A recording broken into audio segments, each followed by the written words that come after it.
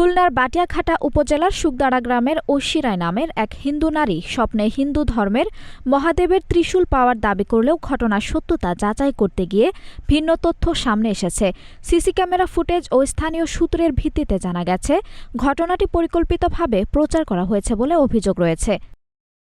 স্থানীয় সূত্র জানায়, গত 10 এপ্রিল শুক্রবার দুপুর আনুমানিক 2:30 ঐশী রায় বাটিয়াঘাটা বাজারের স্বর্ণ ব্যবসা প্রতিষ্ঠান নিউ তাপসী জুয়েলার্সে যান।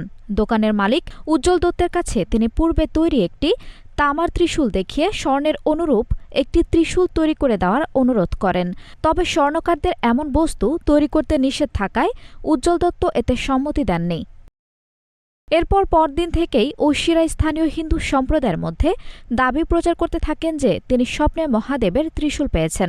বিষয়টি দ্রুত এলাকায় ছড়িয়ে পড়লে অনেকে তা বিশ্বাস করলেও পরে সত্যতা যাচাই করতে গিয়ে সিসি ক্যামেরা ফুটেজে ভিন্ন চিত্র পাওয়া যায়। এ বিষয়ে দোকান মালিক উজ্জ্বল দত্ত জানান, তিনি আমার দোকানে এসে একটি তামার ত্রিশূল দেখিয়ে স্বর্ণ দিয়ে একই রকম বানাতে বলেন, কিন্তু আমরা এমন জিনিস বানাই না বলে আমি রাজি হইনি। সিসি ক্যামেরায় সব আছে। ঘটনাটি নিয়ে এলাকায় আলোচনা সমালোচনা চলছে। অনেকেই দাবি করেছেন, ধর্মীয় অনুভূতিকে কেন্দ্র করে বিভ্রান্তি সৃষ্টি করলে প্রশাসনের তদন্ত করা উচিত। আঞ্জুম হক আরবি, টাইম নিউজ ডেস্ক।